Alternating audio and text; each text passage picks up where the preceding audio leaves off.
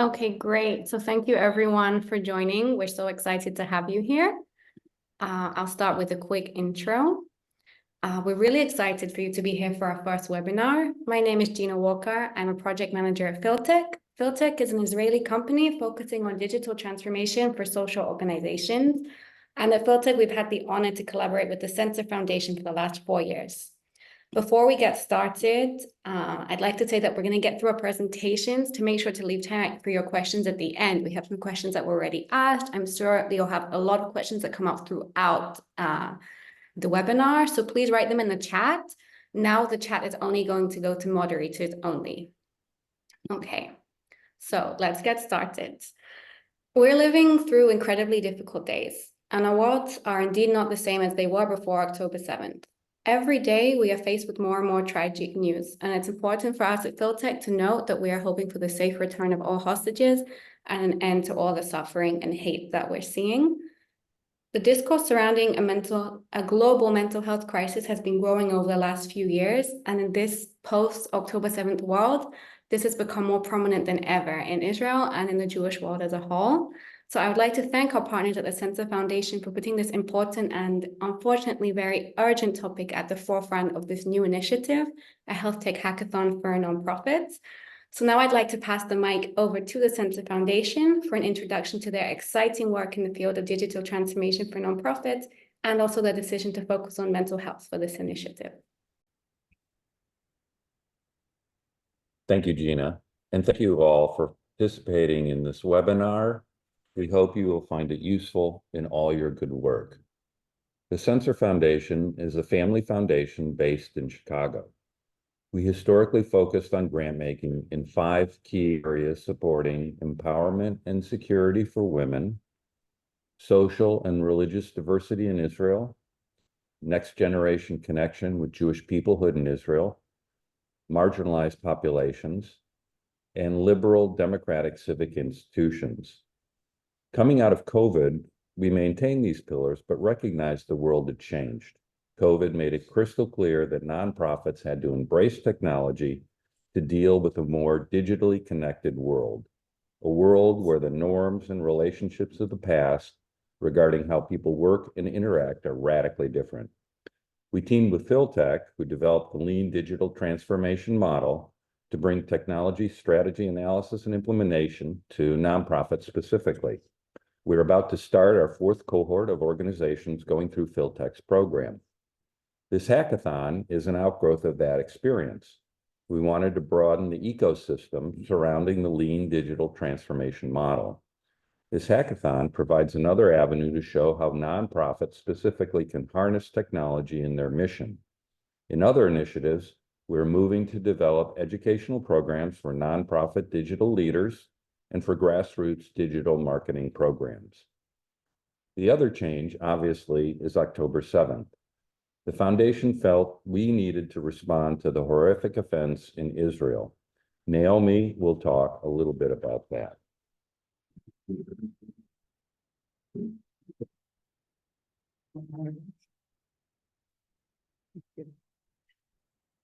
For many years, I've been involved with organizations serving women experiencing domestic abuse or sexual violence. Since the coronavirus pandemic, the number of women needing services, as well as the intensity of the abuse and violence, has increased dramatically. The psychological toll of these experiences is immense. But the vicious attack on October 7th brought gender-based violence to a disastrous higher level of physical and psychological pain. So many have been traumatized, both directly and indirectly. How does anyone recover from this? The need for mental health care is tremendous, but will call for innovative approaches. Our hope is that this hackathon, bringing together experts in mental health care, technology, and concerned nonprofit organizations with the tool of AI, may begin answering this call. Naomi and Jerry, thank you so much. And it's amazing to be part of this journey with you. Now I'd like to move on to the next topic of our webinar, which is, of course, AI, which is the other key element of our hackathon. Generative AI broke into our world in November 2022, and it definitely is the hot tech topic everyone is discussing. At HealthTech, we believe that nonprofits can harness these technological innovations to advance their missions, even if a lot of people in nonprofits may be a bit overwhelmed by it. I would like to invite our guest speaker and our partner for this hackathon, Lionel Mittelpunkt, to share some examples of how AI is empowering nonprofits and tackling the mental health crisis. A bit about Lionel. Hi, Lionel. He's a creative trainer who's been consulting for the social sector for over a decade. He's worked in many places, including the Jewish Agency and also as a lecturer at Tel Aviv University. Knowing Lionel personally, I can safely say that he has fully embraced the AI revolution, and he's very dedicated to teaching social good organizations and nonprofits how they can leverage it. So, Lionel, welcome. Tell me, AI has been around for a while. It didn't just come into our lives in November 2022, but something changed in that month. Can you explain what changed? I'll try. I'll do my best. And we have a whole presentation to try and do that. And first, I want to thank you guys at HealthTech and the Sensor Foundation for having me and doing this. This is amazing. And I completely stand behind what Jerry and Naomi just said. November 22, OpenAI introduced ChatGPT to the world. I'm assuming that everyone here has heard of ChatGPT. Hopefully, everyone has tried it at least, and we'll see that in a second. But before November 22, AI was a technology that we might have heard of. We understood that it needs a lot of data. We might have heard about machine learning. We understood that the technology is being underdeveloped. But now it has been released to all of us, and that's the big change. I would go to the extent of saying, as fellow people in this field say, this is as big as the invention of the wheel, or even embracing fire and learning how to use that. And I think that's what happened. It used to be something that we needed a lot of resources and a lot of understanding of how to get into that field. And now all we need to do is open a user and start chatting with it. That's huge. Exciting stuff. But I've got to say, the question that comes to everyone's mind when we talk about AI, can machines actually replace humans? So at this stage, the absolute answer is no. Machines cannot replace humans. I personally wouldn't want machines to replace humans, but we can enhance all that humans are doing for humans with AI technology that is now available to all of us.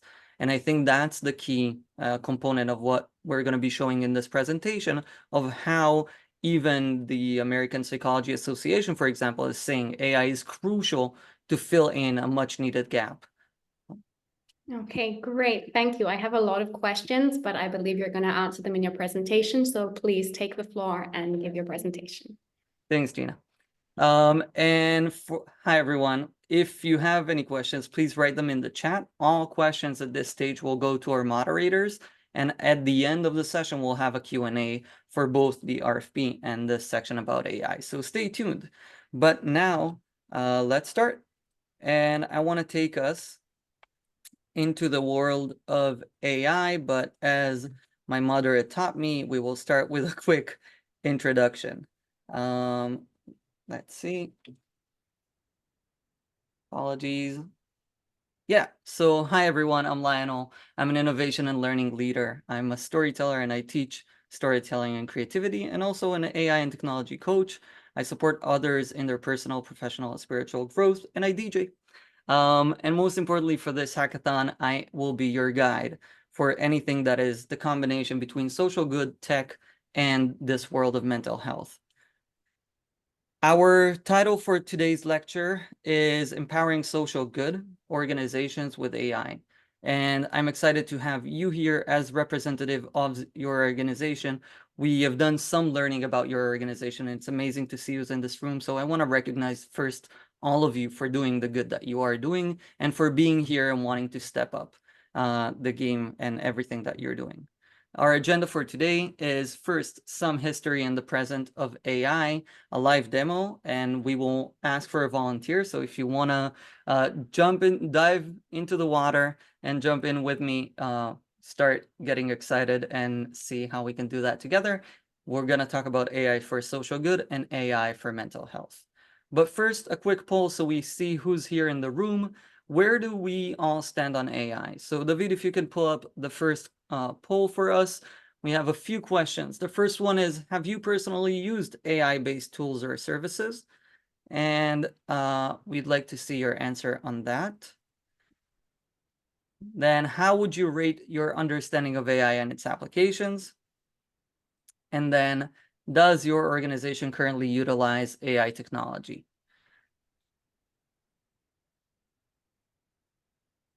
Great, I'm seeing a lot of participation, so thank you all for going in with that. We'll give it another few seconds.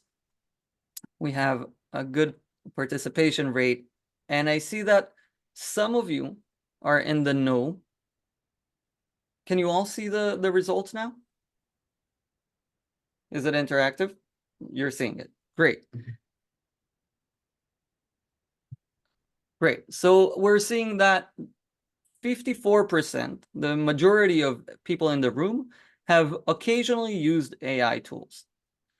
Some of you are in the know, and I'm happy that you're here because this is hopefully your introduction to this field, and you'll jump right in right once we finish this. And some of you use it regularly, and I want to celebrate you guys because I think that's the stage that we're at right now.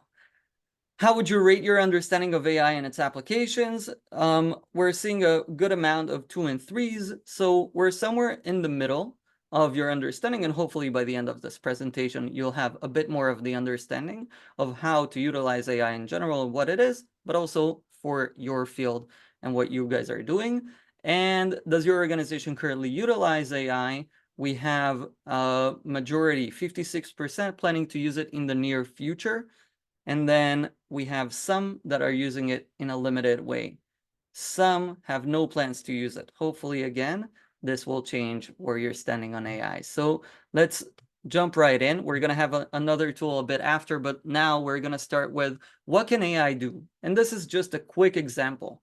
This is Adobe's tool, and Runway ML is another company that does this. It allows us to edit video and change colors, change faces, do many things using natural language. And we're going to talk about that a bit more, but this is a fascinating thing. When AI broke in November 2022, we thought that text to video is going to take a long time, approximately 2 years. 3 months after, we've had the first sites that were doing that, and now we have many more. But a general outlook of this field,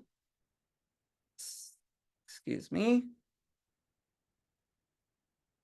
A general outlook of this field looks like this. We have text to text, and every major organization, a software organization, is launching their own platform for AI. So we have OpenAI, they were the first and they're the current leaders. But then we also have Microsoft calling it Copilot now, and it's going to be embedded, already started being embedded both in Office 365 and in Windows. So if you're a Microsoft organization, you have AI capabilities in the software that you are either using or the next generation of what you're going to be using. If you are a Google organization, you have Bard, which is a free platform from Google, and then also Duet, which is already being embedded in Google Workspace. Perplexity, that is here, is a research tool. So many times we hear that AI is hallucinating or doesn't know how to get us verified and vetted information. Perplexity does that very well. I'm not going to go into each of them, but we have image software. You might have heard of Midjourney, but these are other 2 tools that I would recommend. We have some that are doing video, and we're going to see HiGen example afterwards. By the way, you're going to be getting the presentation, and all of these are clickable links that you can go into and try it yourself. All of them are freemium, so there's a free version of it, and then if you want, you can purchase a subscription to continue using. And then the last thing that we currently have and see is audio, text to audio, or I would highly recommend Crisp if you are using, you're doing a lot of meetings and you need noise cancellation. This does noise cancellation with AI. So there are some free gifts also in this presentation for us. But if you wonder if there is a tool for, let's say, data analysis, or you want to create a game and you think maybe AI can do it, right? If you need something for podcasting or finance or whatever it may be, I highly recommend going into Future Tools, which is an aggregator of AI tools that are out there. And also there's another program called, there's another website called There's an AI for That. And they already have about 11,000 applications or 16,000 tasks that can be done using AI. Go and see if the task that you're wanting to do has an AI already existing for that. But let's talk about practical applications of AI for social good. And we've recognized 4 fields that this is most relevant for. One is enhanced content creation. We're going to be showing you some examples of how you can utilize this for media creation, for example, translating videos. If you are thinking of a new content stream that you might want to do, or you're not sure where you can take your content to, or how to move from one platform to the other. Let's say you've heard so much that you should do stories or reels and you don't know what that means or how that could look.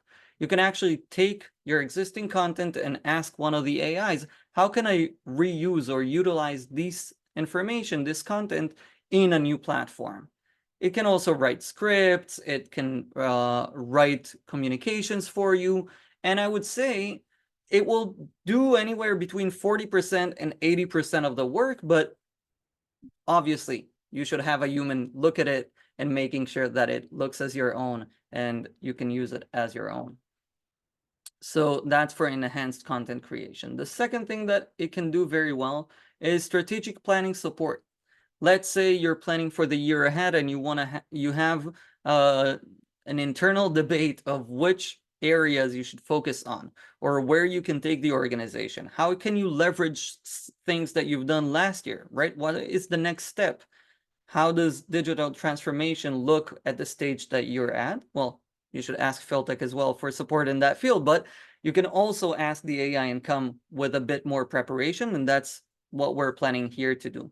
But then also, as life happens, and you want to know how your organization can address better situations similar to October 7th, God forbid it happens again, but something happens, right?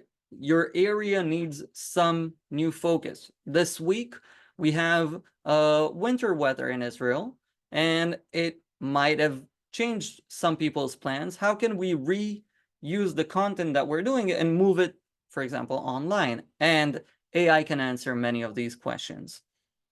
Volunteer and staff recruitment, identifying the personas, writing the volunteer descriptions of the things that you're planning, how to prioritize which staff member will go with who, doing matches between volunteers. All that are things that AI could be helpful in.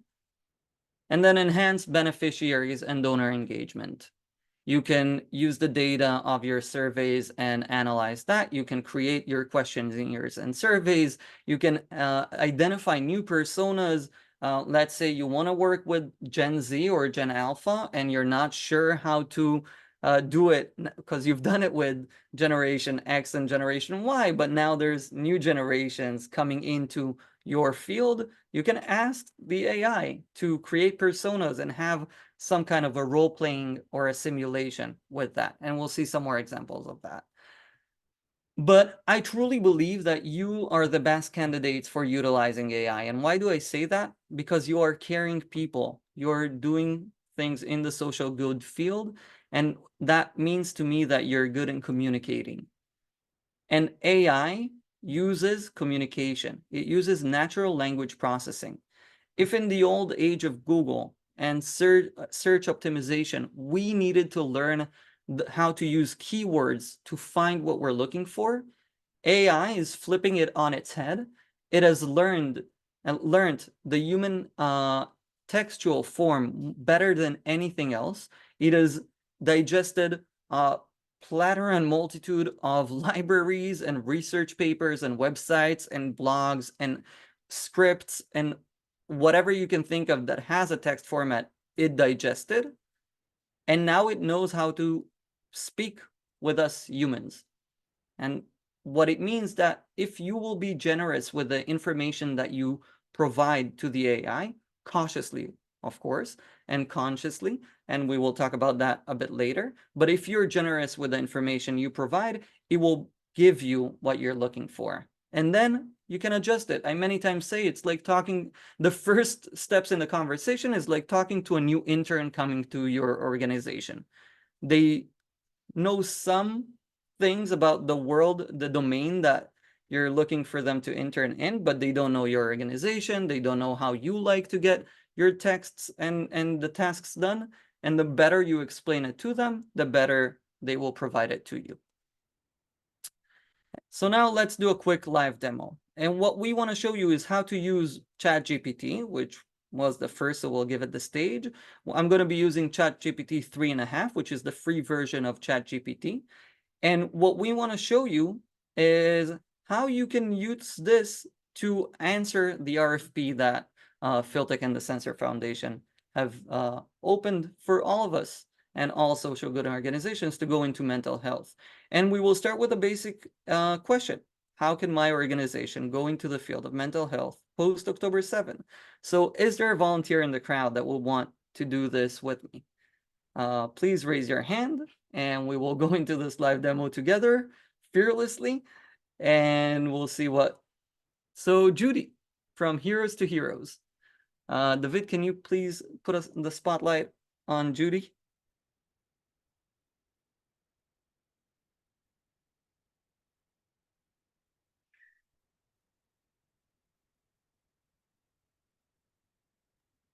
You can unmute now yourself, Judy.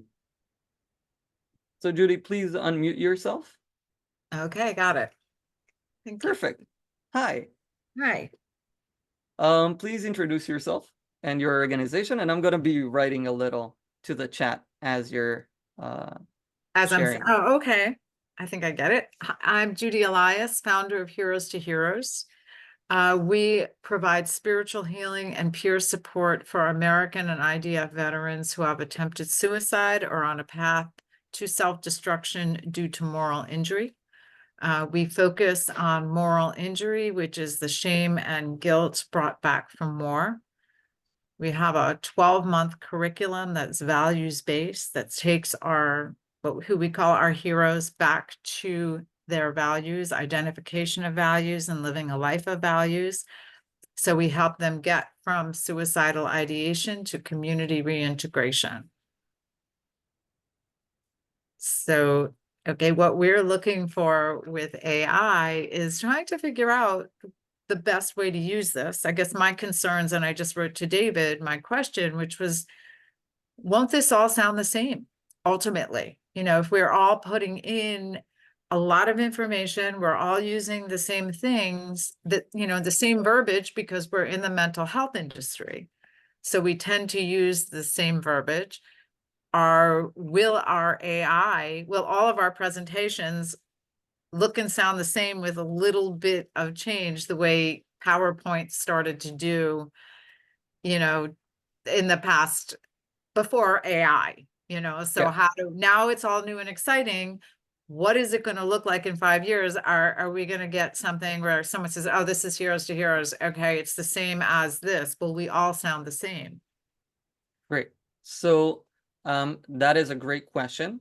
And I find that as you stick to your path, I would kind of say, if it differs so much from one person to the other, I think your organization differs from one organization that deals in this field to the other. But let's see what the AI suggests of your question of how to use AI. So I wrote, Heroes to Heroes provide spiritual healing for veterans on path to self-destruction due to moral injury. They have a 12-month process from suicidal to communal engagement.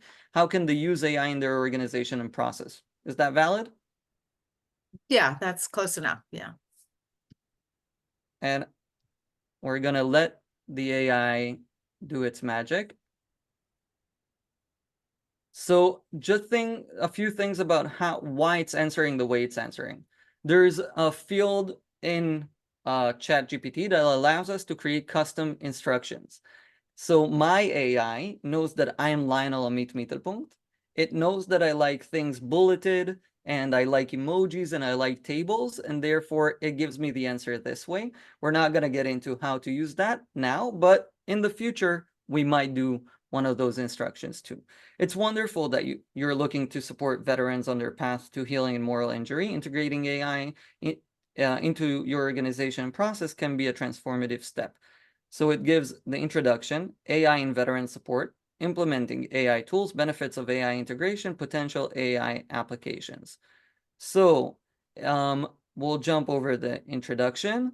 AI can enhance the support process by providing personalized and scalable solutions. Implementing. Step 1, assessing needs. Step 2, data collection. Step 3, AI model development. 4, real-time monitoring, right? It can provide a system to monitor the veteran's mental health.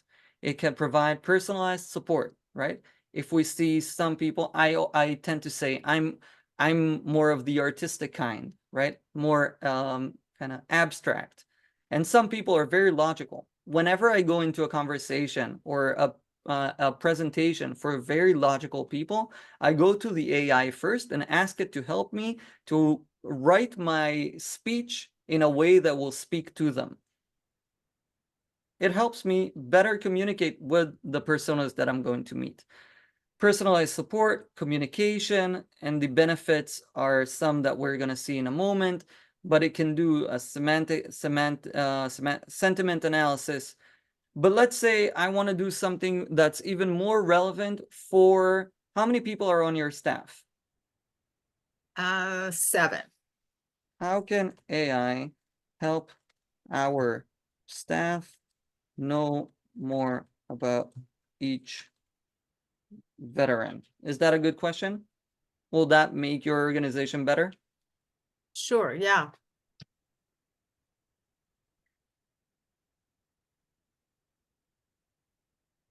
So I can start having a conversation and seeing what it suggests with ideas that I have, right? That was one tangent in this brainstorming session that I'm doing with the AI, right? How can the staff know it better? And then I can do the other way around. How can I better introduce veterans with the staff and the options of what Heroes to Heroes offers to people? And then, yes, at the end of it, it might become a chatbot. And we've seen many chatbots. They are on every service that we want to go and get support on, but the data is very personalized to what you are doing.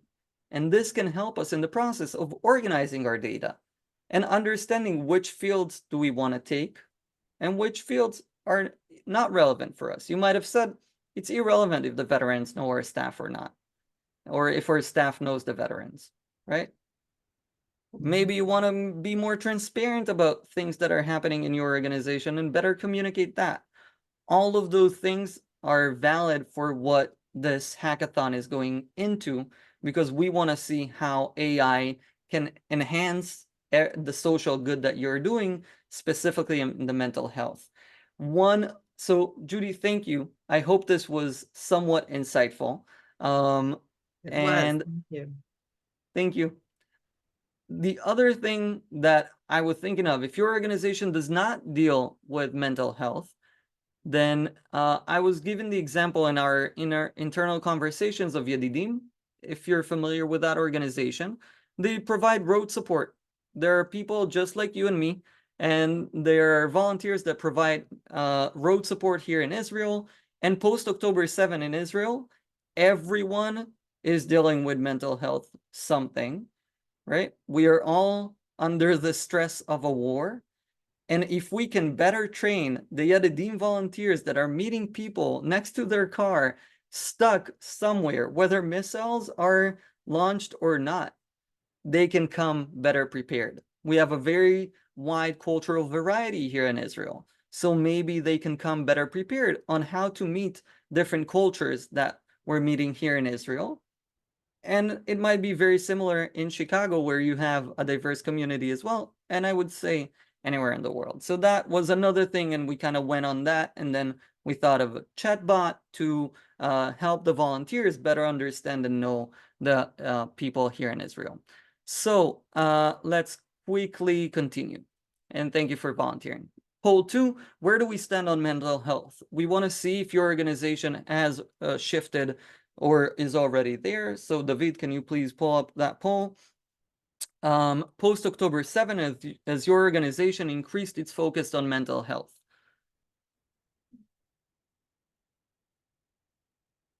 Yes, considerably, yes, but slightly, no change, not applicable.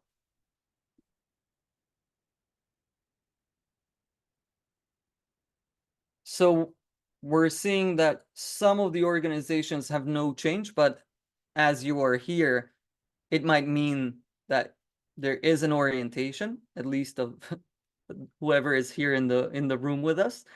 And then we're seeing most of the organizations where, right, 21 participants have said yes considerably or yes, but only slightly.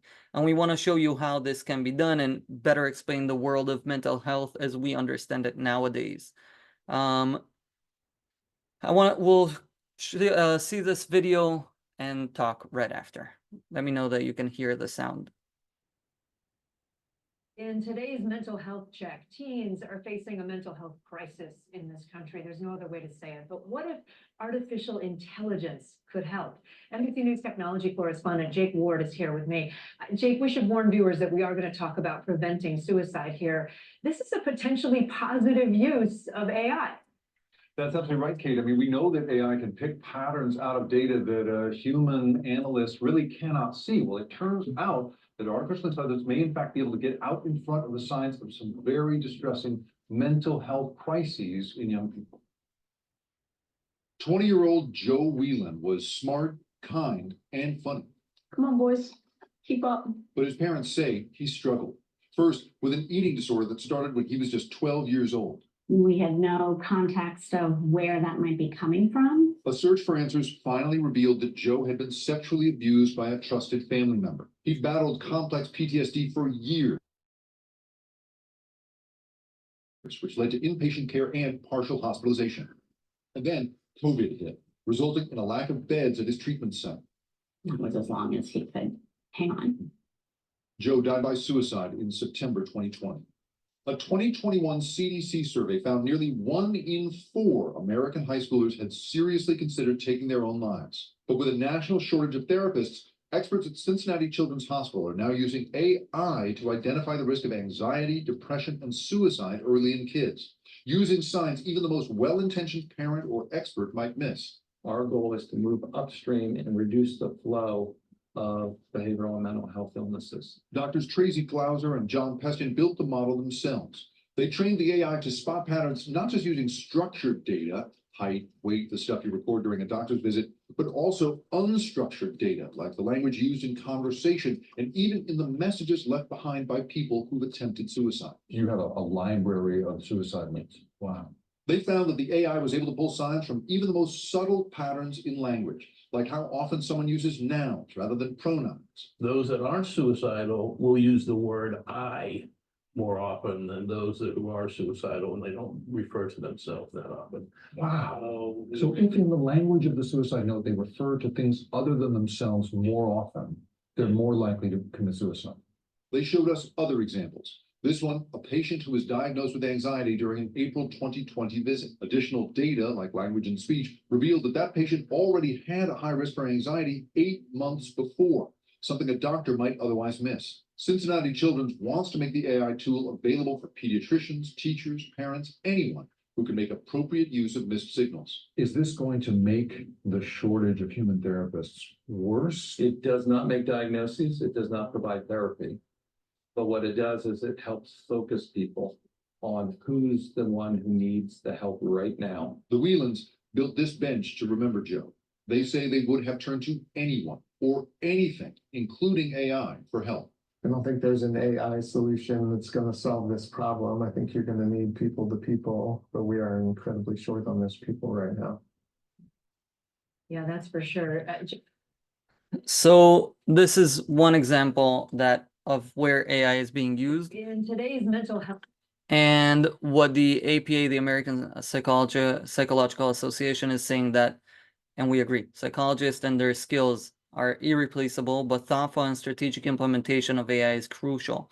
In one of the newsletters we've sent to you, we see that there's a shortage of thousands of therapists in the US. The lack is very significant here in Israel as well, pre-war and now during and after. Obviously, we're seeing that need extensively.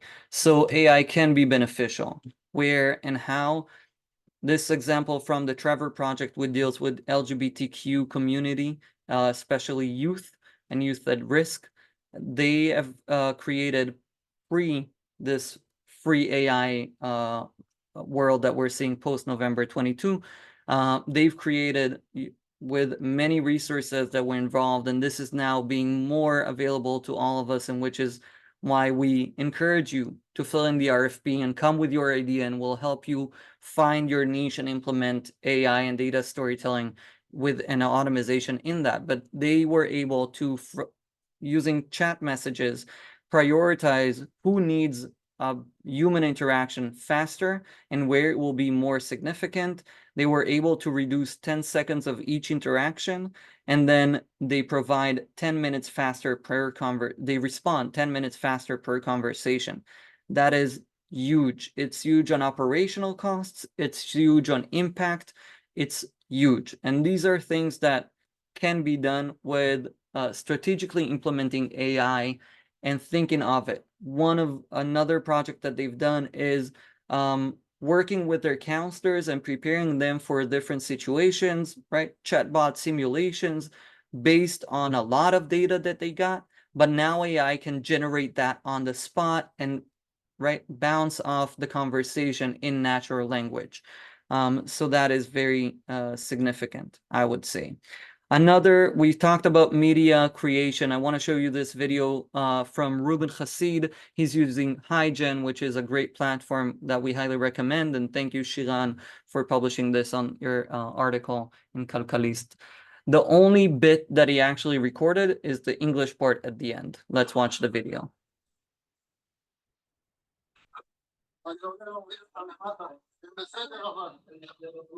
Ça s'est passé avant-hier soir dans ma rue à Tel Aviv. Israel में आपका स्वागत है मेरा घर और बहुत से लोग شهادة على الصمود وعلى ثقافة فريدة وعلى إرادة شعبها التي لا يمكن كسرها. 그는 아비단을 계속 생각하고 있어. 그는 헤마스에게 납치되어 억류되고 있는 젊은 남자야. 그는 나와 같이 26살입니다.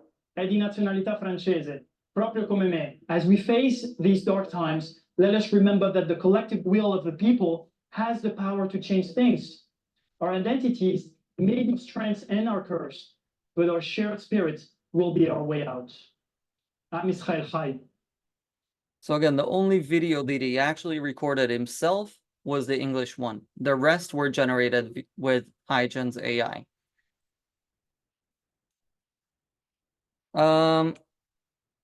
Let's talk a bit about the SWOT very quickly. It's available 24 hours. It can use your data as you have more data or with the existing data outside. If another organization did something great and they're publishing that for the public good, you can use that in your models as well. So Judy, to go back to your question, we are in a collaborative world. I think this is one of the great things that we're seeing, as we saw with Cincinnati Children's Hospital. Weaknesses: it lacks the human touch. Privacy and security concerns are a thing. Potential for biased algorithms, we've seen a lot of that as well. We need to be aware of that, but we can balance all of that if we're using it consciously. As far as opportunities, personalized plans, early detection, improved access, and bringing your organization, whether you're in this field or not, into this field. And we are here to support you with that in our process. The threats: relying too much on technology, ethical considerations, and the potential for replacing human interaction. What is being said is that machines will not replace humans, but humans that know how to use machines will, and the same goes for your organizations. If you utilize this and you provide better operational and impact services, I believe your organization will be of great benefit to the world as it is now, and improved, and this is why we're here. A free gift at the end. You might have seen that there's some versions of me on this call as participants as well. I come to my meetings with my personal note takers. Some of them do a better work in Hebrew, like this one, Time OS. Some of them do a better job in other languages. And that is why I wanted to gift you with this Time OS. Again, the link is here on the presentation. Try it and see. I think it's magical. Thank you. And if you will have any questions, we'll have time for the Q&A at the end. Thank you, and thank you for your patience when reality. Thank you so much, Lionel. Thank you for being a hero and going to the shelter and coming back and still continuing your presentation. I think that's a great reflection of what we're seeing today in Israel, of just how resilient people are and how they've gotten used to this really strange reality. So I'm going to go back to my presentation. I'm going to try to be quick because there's a lot of information we want you to get, but we also want time for questions. If we'll go over time a bit, I hope a lot of you will be able to stay. If not, we are recording this, so don't worry about missing parts. So we'll talk about the hackathon itself and what you can expect from the hackathon. Okay, so the title of our hackathon is Leveraging AI, Data, and Automation for Mental Health. When is it? In a couple of months, April 1st to 3rd. We're going to have about 8 organizations participating. We really hope that a lot of you who have joined today will apply to participate, and we'll be very happy to see you there. From each organization, you can have a team participating of up to about 4 people. And the organizations are Israeli and American nonprofits looking to get into the world of AI-powered mental health-related initiatives. So you don't have to be an organization that focuses solely on mental health. It doesn't have to be your main area of focus, but it should be what you want to focus on for this hackathon. So why now? Why are we doing a mental health hackathon? I think Naomi put it very well when she spoke about October 7th. We saw this terrible, tragic event, and we also saw an incredible response by civil society in Israel and the Jewish world as a whole. Everyone immediately saying, how can I help? What can I do? So this is an initiative that, again, wants to address this issue, and we're looking for a way to help. And we believe that leveraging technology to fill the huge need for AI is definitely a way to help. And we want to partner with organizations such as you in order to do that. So what is a hackathon? The word hackathon can be a bit intimidating if you're not from the high-tech world. It's not about hacking. It's not only about hacking. It's not only for web developers. It's for anyone. Basically, it's an event where people come together to solve problems and create innovative solutions. But something that would usually take a long time is condensed, and it's intense. It's like a conference meeting, a brainstorming session, a lot of creativity, a lot of teamwork, a lot of collaboration in a short space of time to get a lot done. So the hackathon has 4 stages, and I'll take you through every single one of the stages. The learning stage is where we're at right now. So it's basically getting us all ready to arrive at the hackathon on April 1st to 3rd, ready to go. So right now I have a webinar. Thank you all for being here. We hope you all sign up for our next webinar on February 24th. It's going to be a deeper dive into AI and mental health. Today has been more of an overview. On March 11th, you need to mark this in your calendar because that is the last day you have to apply for our RFP to take part in the hackathon.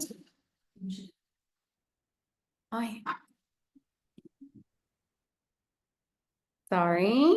All right, everyone sees my screen? Okay. And then March 18th, we're going to have an opportunity for any participants that were selected for the hackathon to join us for a Q&A session. Then on March 20th, we're also going to have optional additional one-on-one sessions for anyone participating. And then the hackathon begins April 1st. April 1st to 3rd are the 3 days. The first 2 days will be more intense. The last day will be the end of it. I'll take you through that now. So stage 2, or ideating, is basically the second part of the hackathon. So that includes 2 days of intensive teamwork. You're going to have a lot of guidance. You in the nonprofits and working in the fields of mental health have a lot of expertise, maybe not in AI technology, but don't worry, that's where we come in to bring expert mentors from the fields of AI technology, mental health, and data storytelling. During the 2 days of teamwork, you're going to design your idea and also prototype your solution. Then the next stage is to present the outcome of the hackathon. So you're going to explain the issue you want to address with your solution and pitch your solution. You don't have to present live, no problem. You're going to record a short video explaining the issue and the solution. We'll help with the tech part of the video. The video will be in English, but we can also help with that if it's not super comfortable for you. All you need to focus on is your AI mental health prototype. And then the last day, wrapping up, is when the judge's decision is announced and we'll have a concluding event. So what can we expect during the hackathon? So we're going to have some inspiring keynote speakers who will be announced very soon. We're looking forward to that. Like I mentioned, expert mentors of different fields, networking opportunities. Like we have today, we're going to have people from a lot of different organizations in the fields of mental health, nonprofits, AI experts. You're going to meet a lot of people you may not have met otherwise. And also, of course, you'll be working in teams and you're going to be exposed to new tools. Lionel has taken us through a great introduction to generative AI tools that can help you generate content, identify trends, and make predictions based on those trends. We'll also be talking a lot about data storytelling.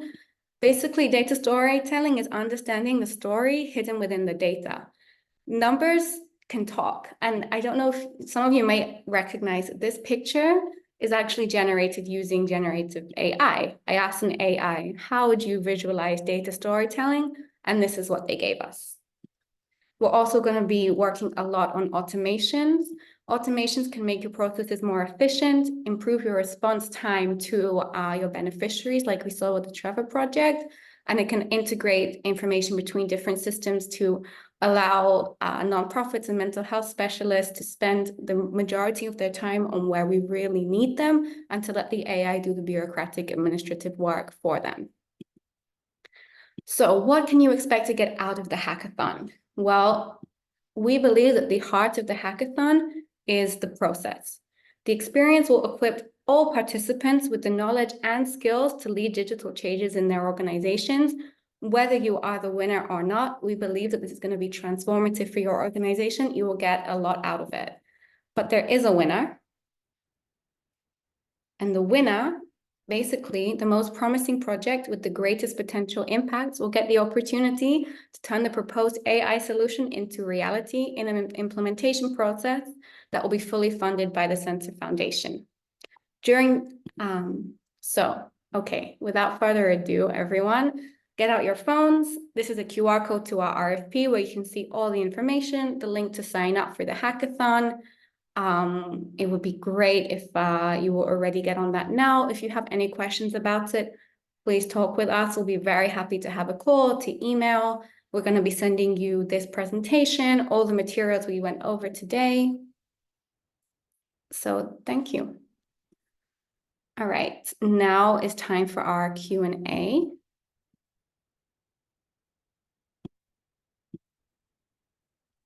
So if you have any questions, please write them in the chat and I'm going to get started now. Okay, we have a question here. We are 8 staff members at our organization. Are we big enough to participate in the hackathon? The answer is yes, definitely. You don't need to be a huge organization. You can be 8, you can be less. We'd say have more than one person in the hackathon because it is a team effort though. There's another question about AI. Lionel, I think this one is better answered by you. The question is, the new generation operates on social media. Is AI technology being used to kind of spy on people? So the formal answer that most organizations will provide is no. And we can all read and the terms, the user conditions, the terms and conditions that we all usually just do next on. Actually, if you copy those and ask the AI, you paste it in the AI and ask it to kind of bring it back in a human way, that will be understandable. It will give you the gist of what it does and what it doesn't. So technically, no, it doesn't take out information and it doesn't share information. What it does, it feeds that information from our conversations to better train their models. So on that notion, they could potentially go to get and extract information from one specific conversation as much as you would if you create your own language model.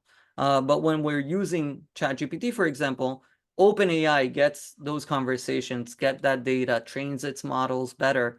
But from what I understand, it's not being done on a singular conversation basis. But they do write that conversations are being seen by humans. So we need to also know that. Of course, I think this also talks to the ethical implications of using AI in mental health. Of course, one of the key factors in any mental health initiative is informed consent. People need to know if they're talking to an AI. People need to know if what the information they're providing is going to be analyzed by an AI and used to train an AI. And if people don't give their consent, of course, it can't happen. All right, other questions? This is a great one. And Lionel, I think you should also answer this. How well does AI deal with Hebrew for analyzing data, producing written answers, etc.? So it's getting much, much better. If we're saying that English AI is anywhere about 98%, like of 100, then Hebrew AI would be somewhere in the 85, depends on the model that we're using. ChatGPT in its free version doesn't do as good of a job as the paid version. And if you want a free tool, Claude might do that better. If you want a bit more creative and recent Hebrew, maybe Google Bard will do a better job. And many times what I ask it to do is actually, because I speak Hebrew and I have the way that I write things, I feed it my texts from social media or actually heavier text that I've written. And then I can tell it, write similar to my style. Or many times I've tried to just write more humane. And it does a good job in being more humane in its text. But it's versatile. I would not copy and paste. If you don't speak Hebrew, I would ask a native Hebrew speaker to see the things, but you can have complete conversations with it. And one thing that I haven't shown, but is amazing from my perspective, is conversational AI. So if you download the app on your phone, I'm not sure if it's only in the paid version or not, OpenAI has speech to text and speech to speech. So my solo driving sessions now are I'm working on my things in a conversational way with the AI, and it speaks like an Ole Hadash from the US, which is great. Also, if you miss that kind of interaction, but it does a great job in Hebrew, kind of to summarize my answer. Okay, thank you so much. There's another question I'll answer. Who are the best kind of employees in the organization to be in the hackathon? Should it be digital people, resource development, mental health practitioners? I'd say have as diverse a team as possible. Everyone you mentioned here definitely has something to offer in the hackathon. Everyone has their own expertise, their own creative way of thinking. So I'd say if you can get a broad team, some more operational digital people, and some people who are mental health practitioners or experts or dealing directly with beneficiaries, I think as broad as possible is a great way to go. Gina, if I can also add, you might even think at stages of the hackathon or for the process, bringing in a need knower. A need knower is a beneficiary that is in the field and can be kind of the voice of your beneficiaries. We can talk more about that on individual level, but just an inception of that notion and idea. Thank you, Lionel. Another question, could our AI initiative involve extending the functionality of an existing AI mental health product? I don't see why not. I think that's definitely a possibility. And whoever wrote that question, you're very much invited to write all about it in the RFP so we can understand it better. And we can definitely consider that. That could be an amazing initiative. Another question, what are the legal aspects regarding AI, especially from intellectual property points of view? There's been a lot of large-scale legal battles about this, artists suing Midjourney for using their designs. It's kind of a work in progress, right? Lionel, what would you say about that? We're seeing an extensive conversation in that regards. It's different between the European stance to the American one to the other countries, for example. It has to deal with the legality of things now and a lot of futuristic kind of forethinking of what the future holds. So we will try and bring the resources on our end to kind of help with that, but this is something that will be ongoing, right? AI is now getting into our lives. We're seeing the Congress doing many things about that and actually asking the public to bring their insights into what this should be and how it should happen. We're seeing the companies now stating that at this stage, and I'm saying this stage because I don't know what the future holds, they will be supporting every user that will be sued for using AI. So they're kind of given a backbone with their legal staffs, but I don't know when they will just drop that. So legality is an issue, and being transparent with how you're using this is another issue. And we're going to be dealing with that. It's part of the process. Yeah. All right. Someone asked how many people is the best number to have in each team? 3 or 4, something like that. If you have questions about your specific organization, we'll be happy to answer on a one-on-one basis, but that's kind of the rule of thumb in this case. Another question, my organization does not deal directly with mental health. Can I still be part of the hackathon? The answer is yes, definitely. You don't have to be an organization specifically working on mental health, as long as the initiative that you plan on developing has something to do with mental health, not in the strict sense of psychology, psychiatry, and treatment. It could be something broader to do with mental well-being, definitely. Okay, well, I don't see more questions coming in. We'll give a few more seconds in case someone has one. But I think that's it for today. Thank you all for joining. Thank you for forgiving our hiccups with the unexpected siren. We really appreciate it. We're looking forward to being in touch with a lot of you. We hope to see you at our next webinar in under a month. We'll be sending out a follow-up email with all of the information and the recording, so stay tuned for that. Thank you, Jerry and Naomi. Thank you, Lionel. And that's it. Thank you, everyone.